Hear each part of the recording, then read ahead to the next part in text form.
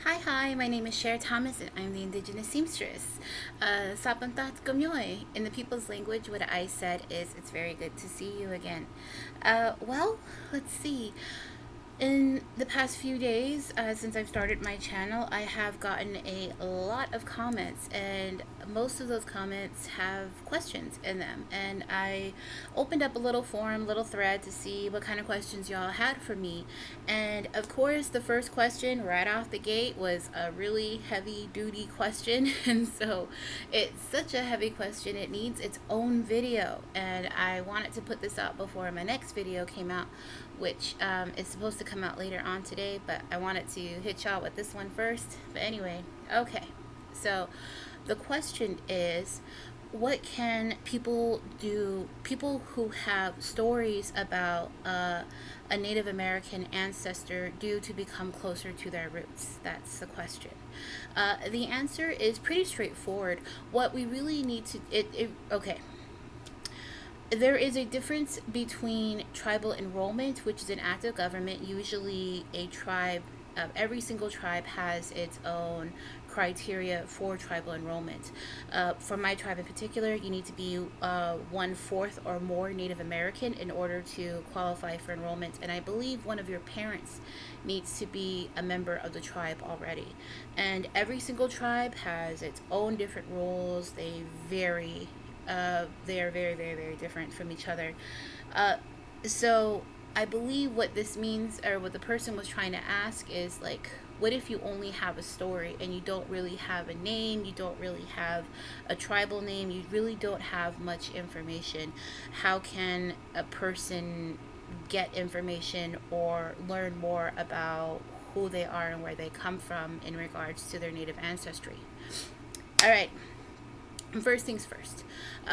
There's tribal enrollment, which has certain criteria such as pedigree. Think of like a horse or a dog. Native Americans are treated the same way.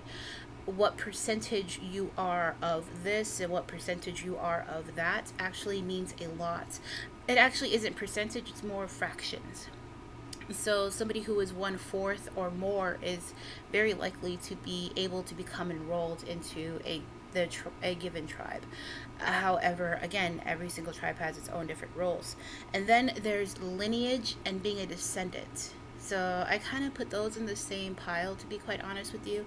And people who have lineage or who are a descendant of a tribe do not have or meet the criteria, or no, or they cannot prove that they do meet that eligibility criteria in order to be enrolled into the tribe. I don't know if that makes sense. So there's those who are native enough to be enrolled, and then there are those who are not native enough, and they are then rebranded as descendants of a tribe or have lineage to a tribe, as opposed to being a member of the tribe. And that there needs to be a separation and a distinction between the both, and between the two parties. Okay. So let's pretend you have no effing clue where to begin. This is where I would tell you to begin. Begin with your birth certificate. The very first thing, look at where you were born. Were you born in an Indian health service? Were you born at the Phoenix Indian Medical Center, for example? Then that means a member of your family was Native American, or chances are your mother was Native American. There's that. And then look at your parents' birth certificates. You're going to have to go backwards. And once you find your parents' birth certificate, then look for your grandparents' birth certificate, and then your great-grandparents. We're going to get to a point where it's going to become extremely difficult to get a hold of birth certificates or death certificates. Death certificates are very important because they actually do list the tribe and also the place where the person was buried. Oftentimes, Native people are buried on their reservations or in their traditional villages. So death certificates can be very, very, very important. The key here is that we're trying to find proof of lineage. That's really what we're trying to do. And if you can't find birth certificates, death certificates, then switch to baptismal records and start looking at the locations. You know, where in the country are your family, where in the country are your family from?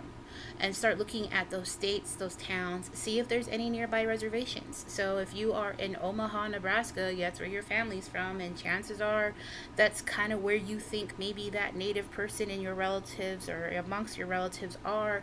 Start looking in that area. What tribes are in those areas? And I would also communicate with the tribes in those areas and see if you can ask the tribal enrollment if they've had members by the names of your grandparents, your great grandparents, etc. You can even ask them if that's a common last name. I've heard people have a lot of success with that because certain tribes have certain last names, and there's some last names are very well known last names. Like, for instance, in my tribe, a very common last name is Lewis. There's a lot of Lewises in Gila River. And but in the Navajo Nation, there's a lot of Yazis. A lot of people with the last name Yazi in the Navajo Nation. So you're going to find these commonalities, and you're going to find certain last names are more prevalent in certain tribes than others. And what I would like for you to do is to get on social media. It's very important to get on Facebook in particular. That's where a lot of Native American people congregate on social media. We're not really on Twitter. We're not really on YouTube. We're not really anywhere else. We're predominantly on Facebook. And there's also many tribes who have official pages on Facebook. And that would be where I would start. From the very beginning, I would see if these tribes have group pages on Facebook. I know that my village does. I know my tribe does as well. And you can start asking questions like, hey, this is my great grandparents. Does anybody know, do these names ring any bells? I'm trying to find my family or my lineage. And you would be surprised. You'd be very surprised by how far back people's memories can go. Especially considering that a lot of tribal elders are on Facebook. And some tribal elders, their memory goes way back. And so I would start there, and sometimes they'll tell you, like, for instance, if you came into Gila River's Facebook page and said, hey, are there any Yazis in the house? And we'd be like, no, that's a Navajo last name, go over there. Then you can go ahead and go over there. See how that works? And I would start there. And I would also look to baptismal records, and also baptismal records. I've seen a lot of success with those, especially for the Mormon Church and with the Catholic Church, because a lot of them, those churches were very good at keeping records, and see if there are any commonalities. And I would try to find the place my grandparents were all baptized, if they were baptized. And then if they weren't a member of any church, then look to the boarding schools. The boarding schools could be a little on the difficult side, because especially when you start going way back in time, but you might be surprised. Another key is the U.S. Census. The U.S. Census is a big flippin' deal on Indian reservations. It's a huge deal. There's so many, even right now for the U.S. Census, they are going all the way in. And the U.S. Census has always been a big deal on Indigenous reservations and different Indigenous villages, to the point where we're all just so used to it. And the U.S. Census is a very good place to start, because if you could find your grandparents' entries into the U.S. Census, you know where they lived, and then you can look up their parents and so on and so forth. What we're trying to do is go as far backwards as we can, and what we're trying to do is compare those names to what is called the Dawes rolls. Dawes is spelled D-A-W-E-S, and what that is a census, a roll, literally just a bunch of names of every single Native person in the country, somewhere around 1880 and maybe like 1920 or so. Pretty much every single tribe has its own Dawes rolls, and on those Dawes rolls is every single member of the tribe. And the Dawes rolls are looked at as the end-all be-all of Native genealogy. And what we're trying to do is link you as a descendant to somebody on one of those roles. Unfortunately, every single tribe has its own every single tribe has its own version of that role, and sometimes they're open and honest and here you go, take a look, and sometimes they're like no. It kind of depends on the tribe. And you may have to actually enact your rights with the Freedom of Information Act, and it can be a little bit of a lengthy time, especially now during the coronavirus. Tribal enrollment usually, I've heard that tribal enrollment can take a longer than it used to, simply because of the virus. And so I wouldn't, now would be a good time if you're just quarantined and hanging out. Now would be a good time to start researching some of those things. Start getting your birth certificates in. Look for your parents' birth certificates. Request them. Get your grandparents' birth certificates or their death certificates. Look at their marriage license. Maybe the place where these people got married is also the place where they were baptized or their children were baptized. And then, you can keep going backwards until you find somebody on the Dawes rolls. When you find somebody on the Dawes rolls, that's your relative. That's the native person in your ancestry. And that is what we're really looking for. That would be proof positive that you are indeed a descendant of that tribe. Now, you may not be eligible for tribal enrollment. You might have too little blood for that, but you would at least know from whom you come from. And even if you're not able to be tribally enrolled into the tribal government, that doesn't mean you can't hang out. That doesn't mean you can't still be a friend to your tribe, to your tribesmen. That doesn't mean you can't learn your language. You definitely can. You can still learn your culture and your traditions. That could be its own conversation. But what's very important is that you keep going backwards in your genealogy, and that you try to compare it. Look for place names. That's very important, is place names, because there are almost 600 tribes in this country, and the further you go back, the more tribes we're talking about, because tribes died off in the genocide. And I wish you the best of luck. I know that there are certain lawyers who do this professionally. I'm going to communicate with them, and I'm going to see if they're willing to put their contact information. I'll put it in the description below if I am able to put in their contact information. But I do know that there are lawyers whose whole gig in life is to help people with lineage find their ancestor and find their indigenous roots. So that it does exist, and there has been some success. There are some tribes, if you can prove you're related to the Dawes, somebody on the Dawes rolls, then you're in. You're a member of that tribe. And then there's some who are like, no, not at all. And I need to prepare you for the fact that you might not be Native American. It could just be a story. And even if it is, and you still feel an affinity, a kinsmanship to indigenous culture, that doesn't mean it has to stop right then and there. What it means is that you're an admirer of indigenous culture. And there are steps to participate and hang out like that. I would seek, okay, I would seek intertribal experiences like Indian art markets, like large gigantic powwows. If you could find the area your relatives come from, then you could look up tribal fairs in that area and go and hang out, and maybe add there's a lot of tribes have tribal newspapers. You can subscribe to those newspapers. You can like your tribe on Facebook and keep up with the latest news. You can even ask questions about the culture and online as well. However, I would like to encourage you to be open and honest about what your experience is. Like, I think I'm a member of this tribe, or I have a deep admiration for this tribe. I would like to learn what I can and allow the traditional people of that tribe to guide you in the appropriate way.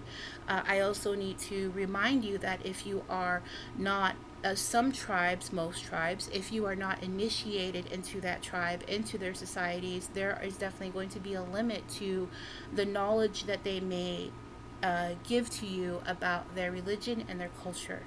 And it's simply because there's a lot of mistrust and a lot of fear on the side of the traditional people. And so I want to encourage you to be open to all the abundance that comes with tribalism, the abundance of belonging, the abundance of community, the abundance of friendship.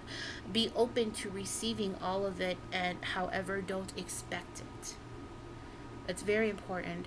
A lot of people from mainstream society do things like take a DNA test and it pops up, X amount of Native American, and they basically just kick down a tribal enrollment door and be like, "Daddy's home, let me in, give me my free house, give me my health care, give me my scholarship, give me this, give me that, give me my free casino money, give me, give me, give me, give me, give me. I have this DNA test and I'm one of you. Where's my check?"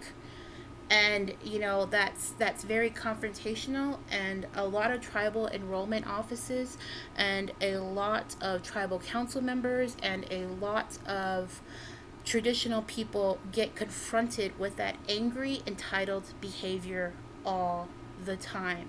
And if you're trying to find a kinsmanship, if you're trying to establish a relationship, if you're trying to find something deeper than just simple knowledge of where your family comes from, if you actually want to feel a connection with a tribal group that you have a strong admiration and affinity to, my best suggestion is to arrive with a spirit of humility and arrive without expectations, because you just might be rejected.